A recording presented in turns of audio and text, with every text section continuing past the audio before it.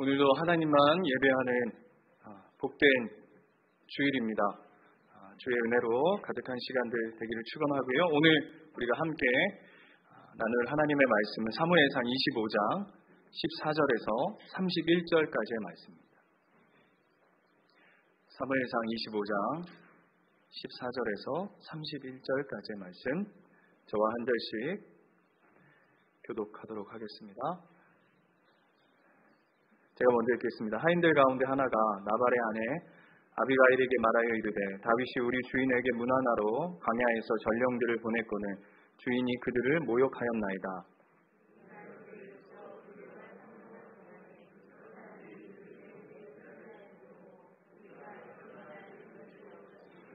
우리가 양을 지키는 동안에 그들이 우리와 함께 있어 밤낮 우리에게 담이 되었습니다.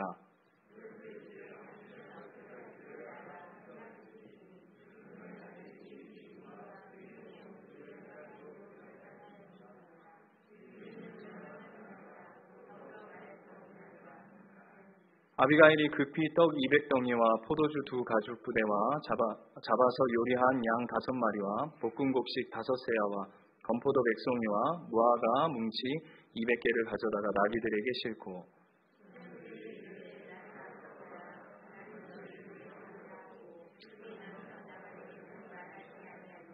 아비가일이 나귀를 타고 산 호적한 곳에 따라 내려가더니 다윗과 그의 사람들이 자기에게로 마주 내려오는 것을 만나니라.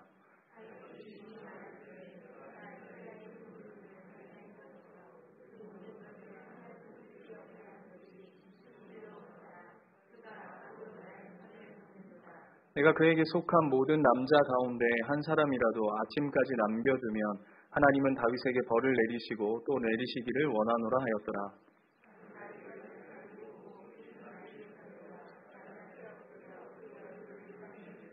그가 다윗의 발에 엎드려 이르되, 내 주여 원하건대 내 죄악을 나 곧 내게로 돌리시고 여종에게 주의 귀에 말하게 하시고 이 여종의 말을 들으소서.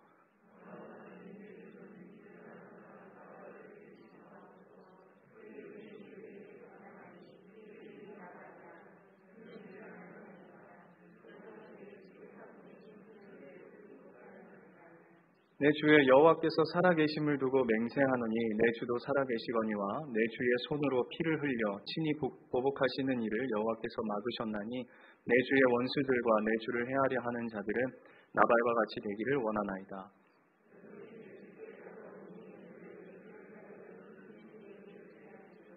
주의 여종의 허물을 용서하여 주옵소서. 여호와께서 반드시 내 주를 위하여 든든한 집을 세우시리니 이는 내 주께서 여호와의 싸움을 싸우시며 내 주의 일생에 내 주에게서 악한 일을 찾을 수 없습니다.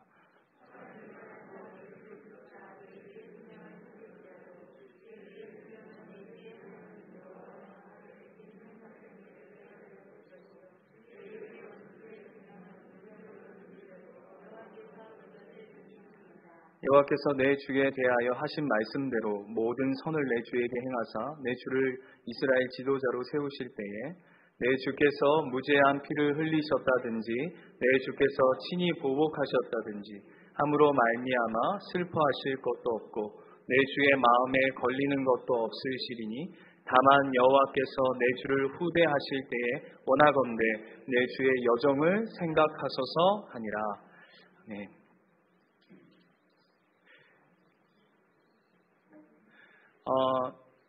지난주는 우리가 다윗과 나발에 관한 이야기들을 우리가 살폈습니다.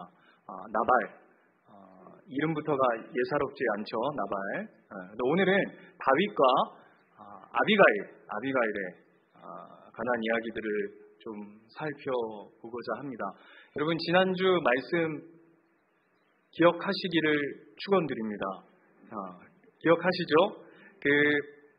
나발이 다윗에게 한 모욕을 기억하십니까? 단순히 다윗을 모욕한 차원을 넘어서서 하나님 나라를 모욕하고 하나님을 거부했던 그 모습들을 보게 됩니다. 그래서 그 모욕을 전해 들은 다윗이 굳은 결심을 합니다. 13절인데요. 한번 보실까요? 25장 13절 보시면 다윗이 자기 사람들에게 이르되 너희는 각기 칼을 차라 하니 각기 칼을 차매 다윗도 자기 칼을 차고, 칼이 무려 몇 번이나 나옵니까? 많이 나옵니다. 그렇죠? 많이 나옵니다. 한 3번 정도 나오는데 지금 반드시 내가 죽이고 말겠다라는 굳은 의지를 보여주면서 몇 명을 끌고 가냐면 무려 400명을 끌고 갑니다.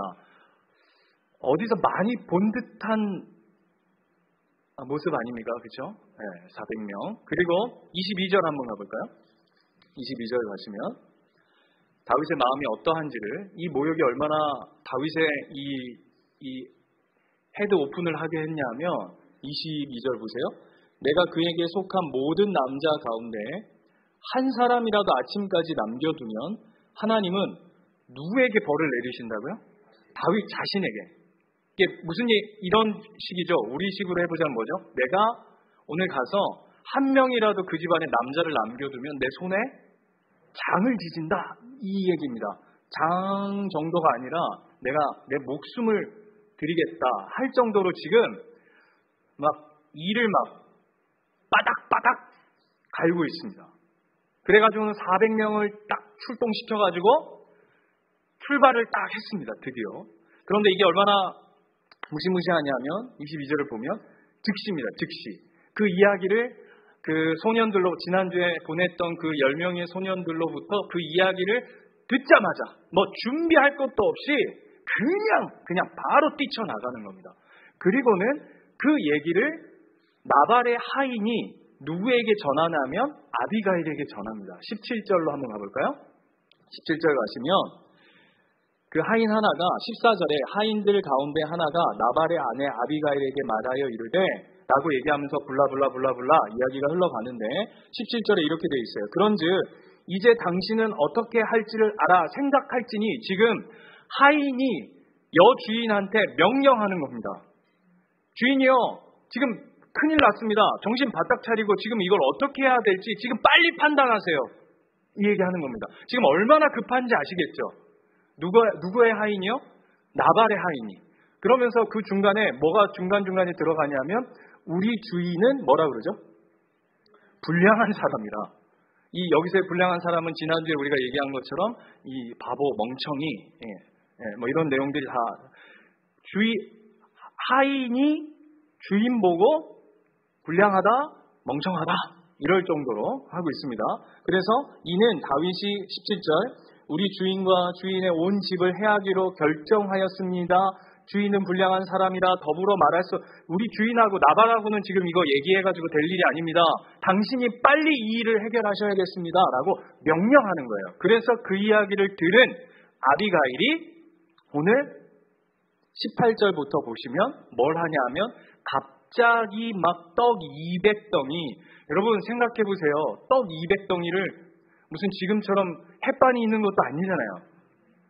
그죠? 무슨 베이커리 가게가 있는 게 아니잖아요. 막 집에서 막 불이 나게 막 옆에서는 막 펌프질하고 막 빵 만들고 막 집에 있는 건포도 다 꺼내고 포도주 꺼내고 뭐 양 갑자기 여러분 양을 그냥 집어넣으면 지가 알아서 띵동 하고 뭐 바베큐가 되었습니다 하고 나오나요? 아니잖아요. 이 정신없는 상황 가운데 막 음식 양도 한번 보세요. 지금 저 혼자 흥분해 있는 것 같은데 굉장히 억울해요. 떡 200덩이, 포도주 2 가죽부대, 양 5마리, 어마어마한 양이죠. 그 다음에 볶은 곡식 5세야, 건포도 100송이, 무화과 뭉치 200개, 그걸 나귀에다 다 싣고 가는 겁니다. 꼭 무슨 장면이 여러분 떠오르지 않습니까? 아까 400명 쫙 거기에 음식 바리바리 싸가지고 뭐 이렇게 떠올라야 되는데, 그렇죠? 야곱이 딱 떠올라야 됩니다. 야곱이 에서형의 마음을 달래려고 집에 자기가 그동안 삼촌 집에서 모았던 재물 다 해가지고 몇 단계로 딱 나눠가지고 그 마음을 싹 녹이려고, 그때 에서가 데리고 왔던 사람들의 숫자가 몇 명이었죠? 400명. 지금 다윗이 끌고 가고 있는 사람 400명. 이게 겹쳐지는, 그만큼 지금 위중한 상태가. 여러분 기억나시죠? 에서가 400명 끌고 간다는 건 야곱 이놈의 자식, 내가 반드시 너를 절단내고 말 것이다 했던 그 상황과 오늘 이 다윗의 모습이 너무 딱 떨어지는 거죠. 그래가지고는 23절 보십시오. 오늘 본문 23절 보시면 아비가일이 다윗을 보고 급히 나귀에서 내려 다윗 앞에 엎드려 그의 얼굴을 땅에 대니라. 이건 강조예요. 여러분, 오늘 본문은 여러분 기억나실지 모르겠지만 우리가 그 예수님교회 시작하고 제가 한번 이 본문을 다뤘던 본문입니다. 그런데 표정들이 언제 했노? 이런 표정들이셔서 너무 감사하고요. 이래서 목사할 맛이 나는 것 같아요.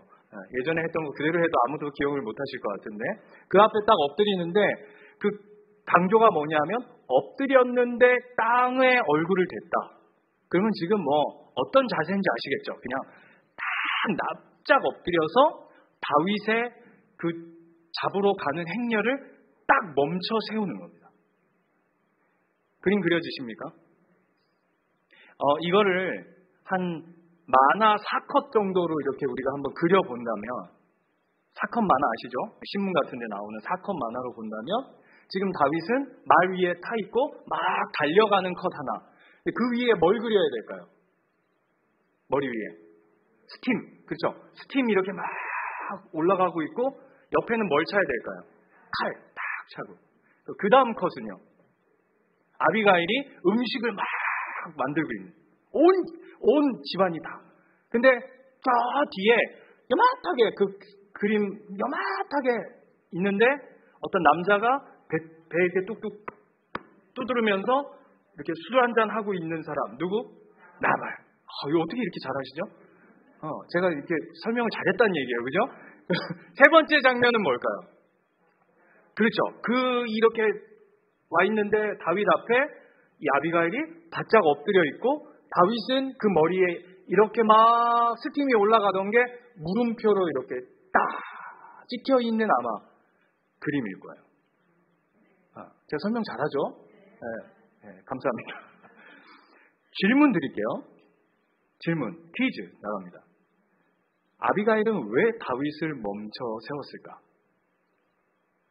오늘 본문은 이게 해결되어져야 여러분 본문 핵심을 여러분 잡고 가실 수 있어요.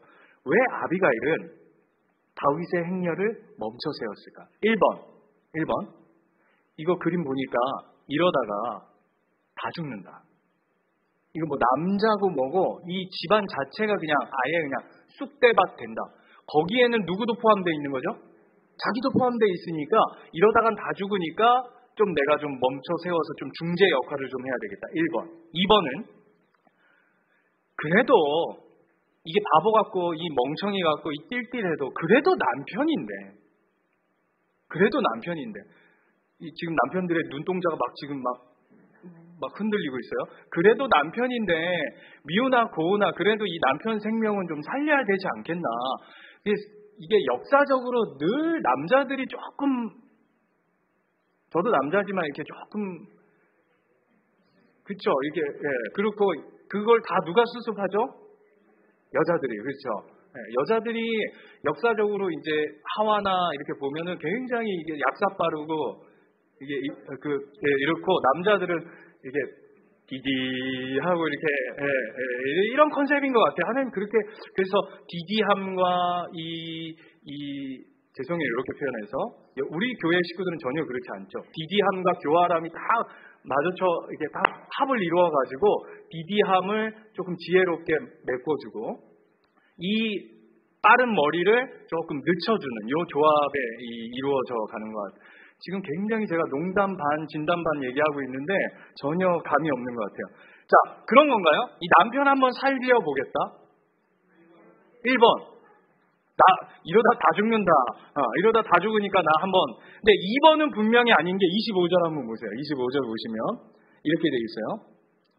내 주는 이 불량한 사람 나발을 개의치 마소서. 이게 그냥 아유, 그 뭐 나발이 뭐 대단한 사람이라고 다윗한테 하는 얘기거든요. 뭘 그렇게 신경 씁니까? 라는 그냥 회유책이 아니라 이게 진심이에요.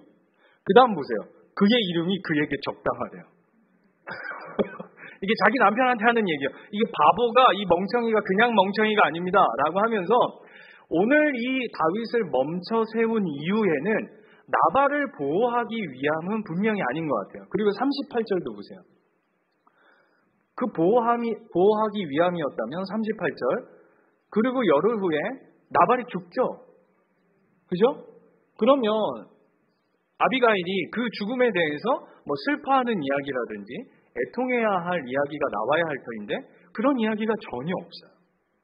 그렇다면 이걸 이제 해결해야 돼요. 이 죽음은 이 걸음을 멈추는, 이 다윗의 그 행렬을 멈추는 데는 단순히 자기 보호인가? 아니면 뭘 뜻하기 위해서 이렇게 한 걸까라고 할 텐데, 그가 다윗 앞에 한 고백을 보면 우리가 이 행렬을 멈춘 이유를 살펴볼 수 있겠죠. 여러분 기억나실지 모르겠지만 24절부터 31절 우리가 읽었던 본문을 보면 강조점이 아주 뚜렷하게 나와 있습니다. 그게 뭐죠? 내 주여입니다. 내 주여. 내 주, 내 주, 내 주, 내 주, 내 주. 무려 몇 번이나 나오냐면 제가 센 것만 26번입니다. 제가 센 것만. 여러분 이렇게 말하는 방식이 있습니까? 오늘 이 아비가일이 다윗 앞에 엎드려서 계속 반복해서 던지는 그 단어가 뭐냐면 내 주, 내 주, 내 주, 내 주예요. 28절 볼까요? 이거를 이렇게 압축해보면 좋을 것 같아요. 28절이 한마디로 정리해줘. 주의 여정의 허물을 용서하여 주시옵고 여호와께서 반드시 내 주를 위하여 든든한 집을 세우시리니 이는 내 주께서 여호와의 싸움을 싸우시며. 이게 무슨 말인지 아세요? 다윗이요, 당신은 하나님의 싸움을 하는 자입니다. 당신은 개인적으로 그냥 이게 뚜껑 열려서 자신의 본분을 잃어버리면 안 됩니다. 정신 차리세요. 이거였다고요. 그 다음 보세요. 29절. 이게 참 재밌는 거예요. 사람이 일어나서 내 주를 쫓아 내 주의 생명을 찾을지라도 내 주의 생명은 내 주의 하나님 여호와와 함께 생명싸개 속에 쌓였을 것이요. 그 다음 같이 한번 읽어볼까요? 시작. 내 주의 원수들의 생명은 물매로 던지듯 여호와께서 그것을 던지시리다. 여러분, 다윗이 하나님 앞에 주목받던 사건이 언제였냐면 바로 골리앗 앞에 섰을 때였죠. 그때의 다윗의 본분이 뭐였죠? 여호와의 싸움을 싸우는 자였어요. 이게 너무 중요한 거예요. 지금 다윗이 뭘 놓쳤냐 하면 이것 봐라. 이게 멍청한 게 내가 보호 다 해줬는데 이게 정신 못 차리네. 이거 뭐 이런 무례하기 짝이 없는 놈이 있어. 이거 정신줄이 났구만 하고는 죄송합니다 이렇게 표현해서 완전히 그냥 이 눈이 헷가닥 해가지고는 막 달려가다 아마 어마어마하게 달려갔을 거예요. 맨 앞에 누가 달렸을까요? 다윗이라고 저는 생각해요. 막 뒤에 그 400명이 쫓아오지도 못할 정도로 막 달려가는데 갑자기 저 앞에 어떤 한 여인이 그 앞에 바짝 엎드려서 내 주여, 내 주여, 내 주여, 내 주여 하면서 다윗에게 번쩍 정신이 들게 하면서 이게 내 개인적인 사고로 가득 차 있던, 내 복수로 가득 차 있던, 내 본분을 잃어버렸던 자 앞에 당신이 누구입니까?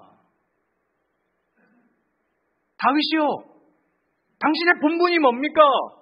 당신은 여호와의 싸움을 싸우는 자 아닙니까? 당신은 골리앗 앞에 섰던 자 아닙니까?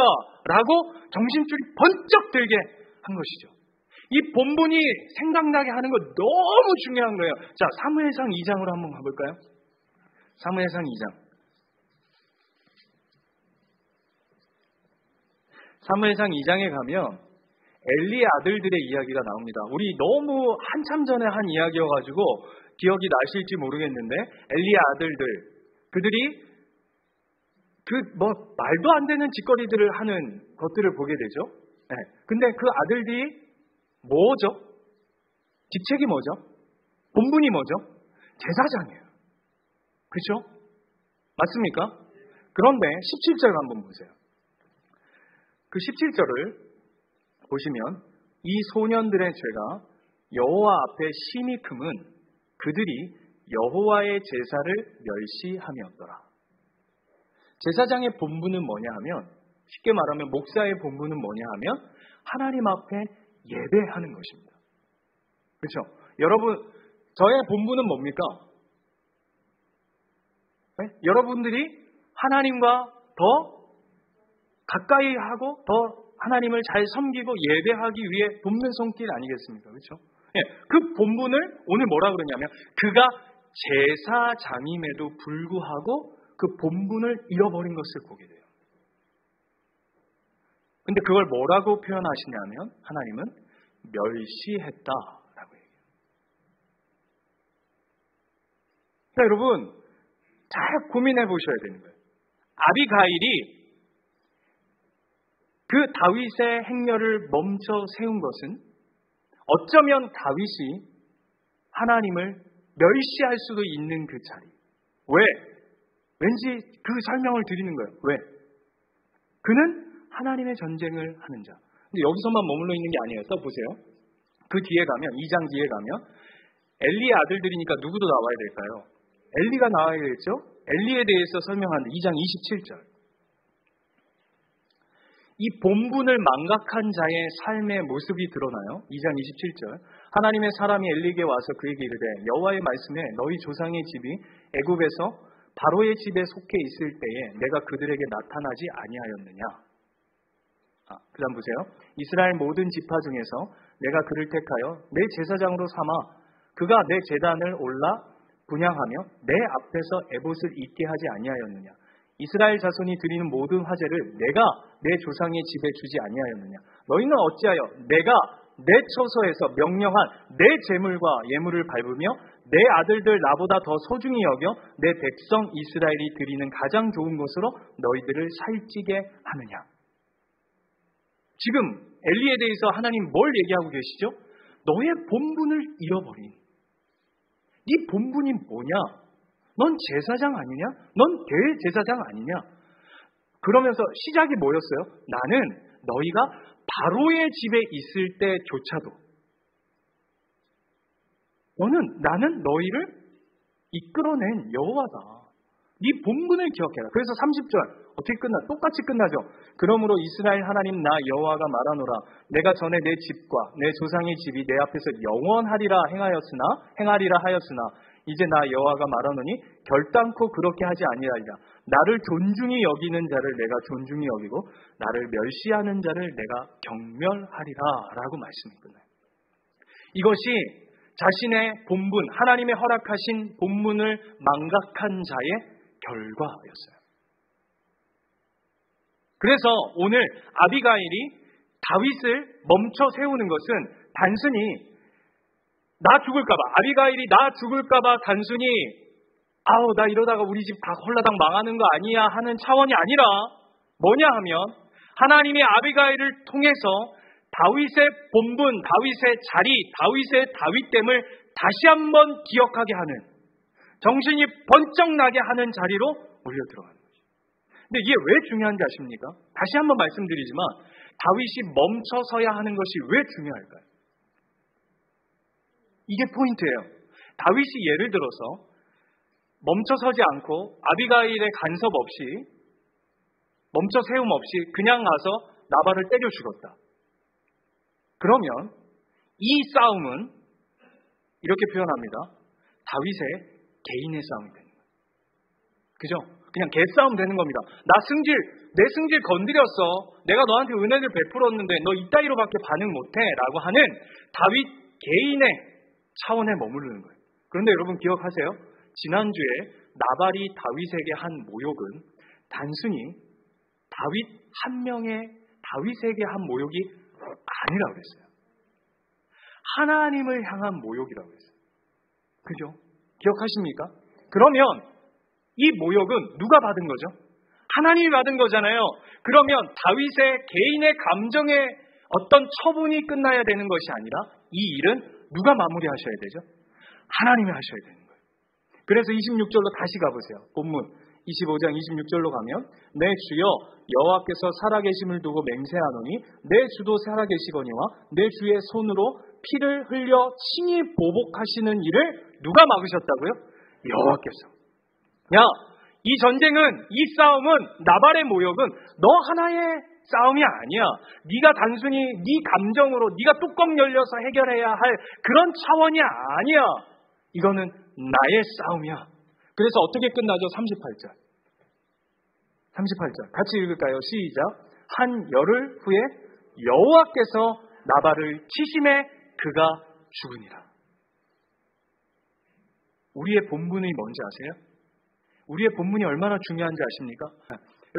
여러분 한 분 한 분은 그냥 단순히 여러분의 본분 하나, 집사, 성도, 권사, 안수집사, 목사 이런 하나하나의 그 본분은 뿐만 아니라 여러분의 엄마, 아빠, 사장님, 종업원, 직원, 알바, 여러분의 모든 하나님께서 허락하신 그 모든 본분은 여러분 개인적 차원의 고백이 아니에요. 여러분 그렇게 생각하시면 오늘 다윗의 자리에 머물러 있는 거예요. 여러분의 본분, 하나님이 여러분을 부르신 그 자리는 그냥 개인적 차원에 머물러 있는 고백이 절대 아니에요. 바꿔서 얘기해 볼까요? 여러분 한 분이 넘어지면 여러분 가정이 무너져요. 여러분 가정이 무너지면 교회가 무너져요. 교회가 무너지면 하나님 나라가 세워질 수 없듯이 하나님은 여러분 한 분 한 분 개인적 차원이 아니라 하나님 나라로 여러분을 불러내시는 거라고요.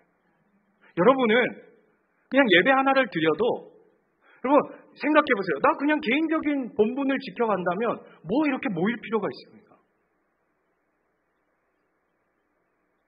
그냥 집에서 그냥 우리의 본분을 지켜가기 위해서 그냥 편안하게 온라인하고 헌금 계좌로 쏘고 이게 복잡하게 와가지고 서로 막 감정이 가야 되고 와야 되고 싫은 소리 들어야 되고 눈치 봐야 되고 피곤해 죽겠는데 어제 새벽 4시까지 손흥민 봐가지고 막 피곤하고 그동안 못 봤던 드라마 봐야 되고 애기 키우느라고 막 그동안 못 봤던 거 저녁에 다 하고 나니까 벌써 5시야. 새벽 기도로 가야 되나? 이러고 있는데 주일이네? 이런 상황들 속에 그냥 머물러 있으면 개인적 차원이라면 그냥 그렇게 지내가시면 되죠. 근데 하나님 오늘 뭐라 그러신다고요? 너의 본분은 너 하나를 책임지는 차원에 머물러 있는 것이 아니다 라고 얘기하신다고요. 아멘이세요? 하나님 그래서 우리를 교회로 부르시고 하나님 우리를 공동체로 불러가세요. 하나님 그걸 일깨워 주시는 거예요. 얘야 너는 하나님 나라의 하나님의 싸움을 싸우는 자란다. 네 혼자의 감정에 치우쳐져서 뭘 결정하고 뭘 따르고 이런 식의 삶이 아니란다 라고 하나님이 아비가일을 통해 탁 멈춰 세우시는 거죠. 그런데 이 아비가일을 통해서 다윗을 멈춘 사건은 왜 중요하냐 하면 여러분 우리 교회가 우리도 마찬가지지만 뭘 놓칠 수 있냐 하면 신앙생활을 하다 보면 오늘 다윗도 마찬가지지만 뭐가 이렇게 필이 빡 꽂히면 내가 어떤 방향으로 가야 하는가를 놓치고 뭐에만 신경 쓰냐면 때로는 속도를 막 붙여갈 때가 있다고요. 어떨 때? 잘 될 때. 잘 될 때. 여러분 잘 기억하셔야 됩니다. 제가 페이스북에 우리 교회 페이스북 하나 만들었죠. 거기다 뭐라고 글 하나 썼냐면 이런 이야기를 썼어요. 우리가 2년의 시간 동안 참 많이 성장했다. 그죠? 누가 그러시더라고요. 제가 이제 작년 그 추수감사주일 우리 했던 거 하고 올해 추수감사주일 했던 거를 이렇게 올렸더니 저희는 이제 찬양제를 했습니다. 이거가 포커스여가지고 저는 이제 올렸더니 다른 분들은 뭐가 관심이냐면 그 안에 있는 우리 성도들 숫자를 살리고 있더라고요. 한 명, 두 명. 이야, 2배다, 야, 2배. 이 교회 2배 늘었다. 그게 궁금한가 봐. 네. 그게 그런 거. 그 다음에 우리 안에 참 변화가 많죠. 그죠? 네, 변화가 많아. 여러 변화들이 있죠. 근데 그게 중요한 게 아니라 뭐가 중요하냐면 제가 거기다 이렇게 썼어요. 우리 2022년은 더욱 하나님이 보이는 교회가 되면 좋겠다. 왜? 아멘이 2명밖에 없죠. 우리 2022년에는 목사가 보이는 교회, 사람이 보이는 교회, 시스템이 보이는 교회, 행사가 보이는 교회가 아니라 진짜 뭘 하든, 예배를 드리든, 어떤 걸 하든, 이 교회는 진짜 하나님이 계시구나, 하나님 역사하시구나, 하나님이 함께 하시는구나, 라는 걸 보여내는 교회가 되면 좋겠다. 이게 왜 중요하냐면, 어떻게 해야 그게 보일 수 있냐면, 우리가 속도가 빨라서 그게 보여지는 게 결단코 아니더라고요. 오늘 다윗을 보십시오. 다윗이 그 인생의 속도를 쫓아 자기의 개인적인 감정을 쫓아 막 달려가면 그게 보이지 않아요. 언제 보이죠? 아비가일이 그것을 턱 걸었을 때, 자신의 인생이 스탑됐을 때, 오히려 그래서 우리에게 은혜의 시간이 뭐냐면 어쩌면 우리는 코로나가 우리에게는 은혜의 시간이 될 수 있어요. 우리 교회의 정체성은 무엇일까? 우리는 어떻게 이 시대 가운데 하나님의 마음을 간직해야 할까? 어디를 바라봐야 할까? 무엇을 주목해야 할까? 하나님 뜻이 어디 있을까? 하나님 어디로 손을 내밀라 하실까? 아니면 좀 잠잠히 있어. 뭘 그렇게 시끄러워? 가만히 엎드려져 있어. 아비가일이 다윗 앞에 엎드려져 있던 것처럼 너희들 그냥 잠잠히 엎드려져 있어. 라고 한다면 그냥 멈춰 있는 거죠. 아닌가요? 너무 중요한 거예요. 이걸 이렇게 표현해 볼게요. 영적으로 조율하는 시간. 영적인 숨고르기 하는 시간. 그게 은혜더라고요. 다윗이 이 시간을 통해서 정신이 번쩍 드는 거예요. 누구를 통해? 아비가일을 통해. 누가복음 3장 한번 가볼까요?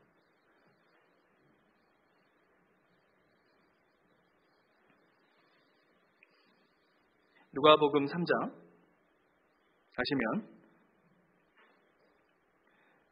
재밌는데 3장 1절부터 한번 보시면 이렇게 되어 있어요. 디베료 황제가 통치한 지 15해 곧 본디오 빌라도가 유대의 총독으로 헤롯이 갈릴리 분봉왕으로 그 동생이 이두레와 드라고니 지방의 분봉왕으로 루사니아가 아빌레네의 분봉왕으로 안나스와 가야바가 대제사장으로 있을 때에 뭘 이렇게 이거를 이렇게까지 압니까 여러분? 여러분 이거 이렇게 읽으면 아세요? 그럼 이렇게 누가가 이렇게 자세히 물론 이게 이제 우리만 읽으라고 한 내용은 아니기 때문에 이렇게 할 텐데 그 의도를 한번 잘 파악해 보세요. 누가가 왜 이렇게 누구는 황제로, 누구는 총독으로, 누구는 분봉왕으로, 누구는 대제사장으로. 여러분 보십시오. 세상은 이 사람들이 어떤 사람들이죠? 능력자예요. 이 사람들이 권력자예요. 이 사람들이 힘 있는 자들이에요. 맞습니까? 쉽게 말하면 이 사람들은 세상의 속도가 엄청 빠른 사람들이라고요. 가장 앞에 서 있는 사람들이죠. 자신의 힘을 가진 사람들이죠. 자기가 힘에 주먹을 쥐면 쥐는 대로 쥐락펴락할 수 있는 사람들 아닙니까? 그렇죠? 그런데 그 끄트머리에 누가 있는지 한번 보세요. 분봉왕으로 2절 보시면 안나스와 가야바가 대제사장으로 있을 때에 하나님의 말씀이 어디에? 빈들에. 바꿔서 얘기하면 광야예요. 누구에게? 사가랴의 아들 세례 요한에게. 어떤 사람이죠? 쉽게 말하면요. 앞에 황제, 총독, 분봉왕, 대제사장 막 얘기하는데 그 사람들은 세상 중에 에이스 중에 에이스, 퀄리티 중에 퀄리티. 근데 뭐라고 하냐면 하나님은 그 사람들이 볼 때 세례 요한은 어떤 사람이죠? 그지예요, 그지. 광야에서 약대 털어입고 뭐 먹죠? 메뚜기와 석청 먹어요. 그지 중에 상그지. 그러니까 우리식으로 그런 사람이 실제 지금 우리와 함께 살고 있다면 노숙자죠, 그렇죠? 노숙자 아닙니까? 맞잖아요. 그 노숙자의 삶 가운데 근데 그가 어떤 자인지 아세요? 그가 제사장이에요, 원래 세례 요한이요. 여기 보세요, 앞에 사가랴의 아들. 사가랴가 누구냐면 제사장 집안이라고요. 그 그지 같은 사람이 거기에 뭐가 임한다고요? 하나님의 말씀이 임한다고요. 왜요? 왜죠? 그가 하나님의 본분의 자리에 있으니까.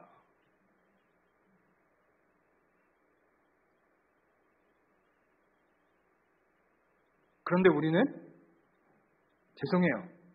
교회들마저도 이 광야와 세례 요한의 삶을 구하는 삶이 아니라 여전히 우리는 황제, 총독, 분봉왕, 대제사장의 삶을 살고 싶은 게 우리가 구하는 속도의 삶이라면 하나님이 아비가일을 통해서 그걸 멈춰 세우고 뭐라고 말씀하시냐면 네 본분을 기억해라. 정신 차리자. 얘들아, 속도가 중요한 게 아니라 하나님을 향한 방향이다. 그것이 광야일지라도, 그것이 세상이 알아주지 않는 삶의 결론이라도 세례요한이 어떻게 죽습니까? 회개하라, 천국이 가까이 왔다 라고 하나님의 말씀 복음을 전하는 자리에 섰음에도 불구하고 그는 목이 날아가서 죽었어요. 그것도 얼마나 웃겨요. 공주가 춤춰가지고, 예? 공주의 춤과 세례 요한의 목이 맞바뀌어지는 이 말도 안 되는 이 결론. 하나님 그런데 뭐라고 그러신다고요? 거기에 하나님의 말씀이 임한다고요. 그게 우리의 본문이라고요. 근데 어찌 우리가 개인적인 차원으로 우리의 삶의 고백으로 우리의 본분을 그냥 대충 때우며 살아갈 수 있겠어요? 그래서 이 아비가일의 이 스탑의 손길은 너무 중요한 거예요. 저는 축원드립니다. 우리 예수님교회 모든 성도가 저는 여러분이 다윗이 되기를 축원드리지 않습니다. 저는 여러분이 황제 되는 데 관심이 없습니다. 저는 여러분이 무슨 대제사장 역할, 무슨 분봉왕 되기를 기도하지 않겠습니다. 저는 여러분의 삶에 하나님의 뜻을 쫓아 여러분의 본분을 지켜가는 아비가일과 같은 자들이 되기를 축원합니다. 그 고백은 단순히 아비가일의 인생에만 묻어져 있는 게 아니었어요. 여호수아로 가볼까요? 이 동일한 고백이 있는 인생을 하나님이 어떻게 빚어가시는지 한번 잘 보세요. 여호수아 2장 8절. 누구죠? 예? 아비가일이었다면 여호수아 2장은 라합입니다. 라합의 고백을 한번 잘 들여다보십시오. 8절. 또 그가 눕기 전에 라합이 지붕 위에 올라가서 그들에게 이르러 말하되 여호와께서 이 땅을 너희에게 주신 줄을 내가 아노라. 너희가 너희 심히 두려워하고 이 땅 주민들이 다 너희의 앞에서 간담이 녹나니 이는 너희가 애굽에서 나올 때 여호와께서 너희 앞에서 홍해 물을 마르게 하신 일과 너희가 요단 저쪽에 있는 아모리 사람의 두 왕 시온과 옥에게 행한 일 곧 그들을 전멸시킨 일을 우리가 들었습니다.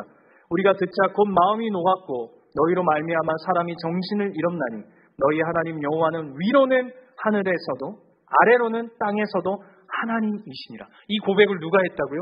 이방 여인. 죄송해요, 이렇게 표현해서 이 라합을 창녀라고 하죠. 술집 여인이라고 하죠. 그 여인이 고백한다고요. 12절 보세요. 그러므로 이제 내가 청하노니 내가 너희를 선대하였은즉 너희도 내 아버지의 집을 선대하도록 여호와로 내게 맹세하게 하고 내게 증표를 내라. 그리고 나의 부모와 나의 남녀 형제와 그들에게 속한 모든 사람을 살려주어 우리 목숨을 죽음에서 건져내라. 이거 누가 고백한 거라고요? 라합이요. 그가 이방 여인이고 그가 기생이고 창녀일지 모르지만 이 여인은 하나님 앞에서의 자신의 본분을 정확히 아는 여인이었어요. 여기만 있나요? 룻기 가보세요. 룻기는 어디 있죠? 사무엘상 바로 앞에 있어요. 룻기 1장.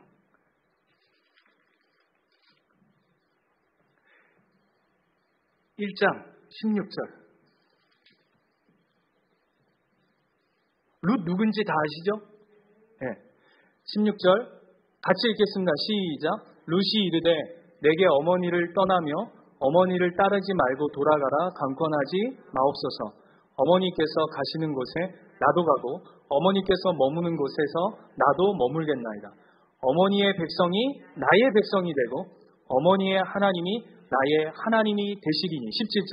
어머니께서 죽으시는 곳에서 나도 죽어 거기 묻힐 것이라. 만일 내가 죽는 일 외에 어머니를 떠나면 여호와께서 내게 벌을 내리시고 더 내리시기를 원하나이다 하는지라. 누구의 고백이죠? 룻이 어떤 여인이죠? 모압 여인이에요. 자기 남편들마저도 다 잃어버렸던, 세상에 아무런 소망을 두지 못했음에도 불구하고 하나님 나의 하나님 되시길 원합니다. 자기 자신의 본분을 세워가죠. 이 본분을 아는 자, 이 자를 통해서 하나님이 어떤 일들을 세워가시냐면 마태복음 1장 5절.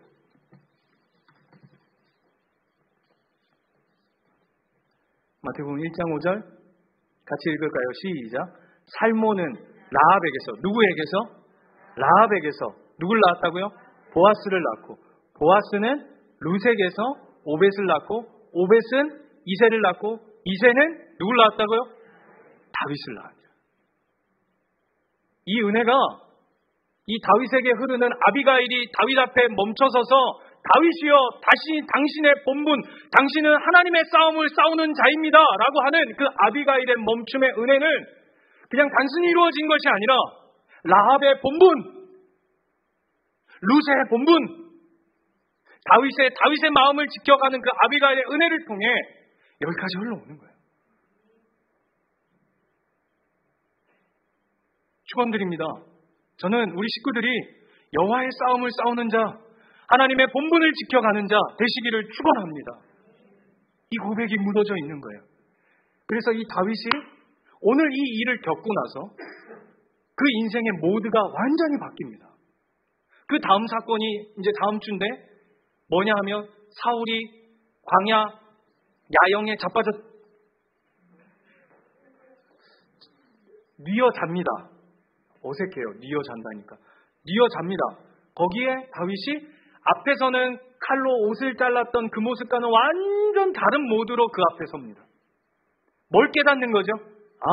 나는 하나님이 날 부르신 이 부르심은 그냥 나 하나의 차원에 머물러 있는 것이 아니구나. 내 복수는 그냥 내 개인의 복수로 끝나서는 안 되는 존재이구나. 나는 하나님의 싸움을 싸우는 자이구나. 라는 고백 앞에 그 모두가 바뀌어요. 가장 결정적인 모습이 어디냐면 사무엘하 16장. 설교 끝나려면 아직 멀었어요. 너무 일찍 지금 찬양팀이 나오셨는데 사무엘하 16장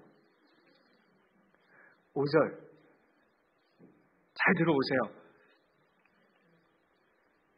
너무 중요한 얘기예요. 다윗이 이 나발과 아비가일의 이 하나님의 허락하신 시간들을 지나가면서 그가 어떤 모습으로 변해져 있는지 모습을 잘 보세요. 16장 보시면 압살롬의 쿠데타로 말미암아 다윗이 이제 그 성에서 자신이 왕으로 있는 하나님이 세우신 그 성으로부터 이제 도망 나와야 하는 처지에 이르는 겁니다. 그런데 그 앞에 어떤 자가 막아서냐면 시므이라고 하는 사울의 사람이 다윗을 조롱하기 시작합니다. 자 보세요. 16장 5절. 다윗이 바울엠에 이를 때 거기서 사울의 친족 한 사람이 나오니 게라의 아들이요 이름은 시므이라. 그가 나오면서 계속 저주하고, 누굴 저주하는 거죠? 다윗을 저주하는 거예요. 거 봐라, 네가 그 사울 나라 날리고 네가 왕 베드니 꼴 좋다. 네 아들 하나도 간수 못하냐? 막 하면서 저주를 할 뿐만 아니라 6절 또 다윗과 다윗의 왕의 모든 신하들을 향하여 돌을 던집니다. 돌 던진다는 건 뭐죠? 넌 저주에다가 뭐 플러스죠? 널 죽어야 할 존재다 라는 그 막 어마어마한 저주를 갖다 퍼붓는 거죠. 그러면서 시므이가 저주한 가운데 이와 같이 말하니라. 피를 흘린 자여 사악한 자여 가거라 가거라. 무슨 노랫말 가사 같아요. 이런 저주를 다윗이 들어요. 그랬더니 8절 보세요. 사울의 족속 모든 피를 여호와께로 내게 돌리셨도다. 그를 이어서 내가 왕이 되었으나 여호와께서 나를 내 아들 압살롬 손에 넘기셨도다. 보라, 너는 피를 흘린 자이므로 화를 자초하였는지라 하는지라. 스루아의 아들 아비새가 왕께 여짜오되, 이제 쉽게 말하면 이거죠. 다윗의 오른팔이 시므이가 저주하니까 듣다 하다 보니까 이게 승질이 난 거예요. 그래서 뭐라고 한 거죠? 이 죽은 개가 어찌 내 주 왕을 저주하리까? 저거 뚫린 입이라고. 저게 지금 우리가 상황이 이렇게 몰려나간다고 저 정신이 없네. 제가 가서 저거 한 쾌 날리겠습니다. 이렇게 얘기한 거예요. 그랬더니 다윗이 뭐라고 하는지 잘 보세요. 10절 왕이 이르되 수라의 아들들아 내가 너희와 무슨 상관이 있느냐? 그가 저주하는 것은 여호와께서 그에게 다윗을 저주하라 하심이니 내가 어찌 그리하였느냐 할 자가 누구겠느냐? 완전 달라져 있죠. 지금 자기를 저주했던 나발에 대한 대처의 방식과 시므이 앞에 서 있는 다윗의 모습이 너무 달라져 있어요. 11절 보세요. 또 다윗이 아비새와 모든 신하들에게 이르되 내 몸에서 난 아들도 내 생명을 해하려 하거든. 하물며 이 베냐민 사람이라 여호와께서 그에게 명령하신 것이니 그가 저주하게 그냥 버려두라. 12절 혹시 여호와께서 나의 원통함을 감찰하시리니 오늘 그 저주 때문에 여호와께서 선으로 내게 갚아 주시리라 하고 다윗은 자기의 길을 가요. 뭘 고백하는 거죠? 하나님이 하실 것이야. 난 하나님의 길을 걷는 자야. 며칠 전에 이재철 목사님 설교를 잠시 들을 기회가 있었어요. 어느 교회에서 심령대 부흥성회 뭐 이런 걸 하셨더라고요. 어느 교회였냐면 강남 한복판에 있는 교회더라고요. 뭐라고 얘기하시냐면 이런 얘기를 해요. 여러분이 가진 부 때문에 여러분이 하나님의 사람일 것이라고 착각하지 마십시오. 멋있어요. 그것도 어떻게 하시냐면 아주 차분하게. 저는 막 이런 얘기해도 막 핏대 세우는데 여러분이 이 땅에 땅 많이 가지고 있고 집을 많이 가지고 있고 부유하다고 여러분이 평안할 것이라고 착각하지 마십시오. 이런 얘기를 하시면서 두 번째, 목사를 향한 메시지였어요. 우리 한국교회의 제일 큰 문제가 성도들은 그런 부분이고 목사들에게 있는 제일 큰 문제가 뭐냐 하면 목사들이 자기가 욕을 안 먹으려고 한다.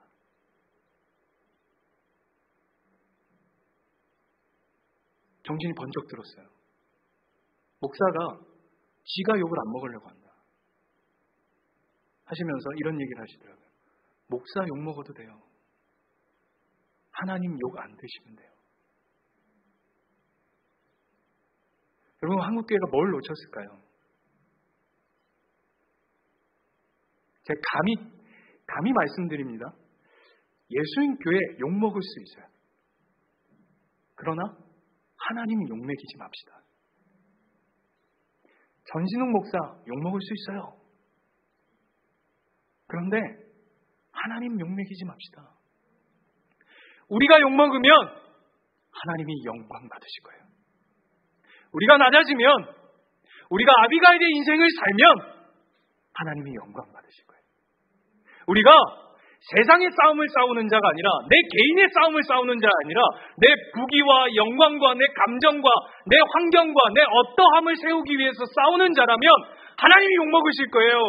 그러나 우리가 하나님의 싸움을 싸우는 자라면 하나님이 영광 받으실 겁니다. 저는 우리 인생이, 저와 여러분의 인생이 이 아비가일의 인생, 우리가 좀 욕먹고 그렇다고 엄한 짓 해서 욕먹자는 얘기하는 거 아닙니다. 무슨 얘기인지 아실 거예요. 우리가 좀 욕먹고 우리가 겸손해지고 우리가 섬기고 우리가 낮아져서 하나님이 영광 받으시는 삶을 사시기를 축원합니다.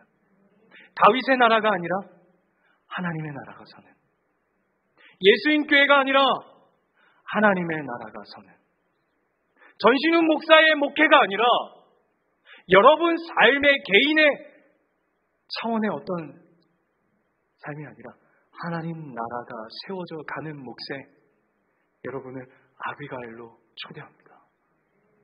축원합니다. 그 삶을 살기를 기대하고 소망합니다.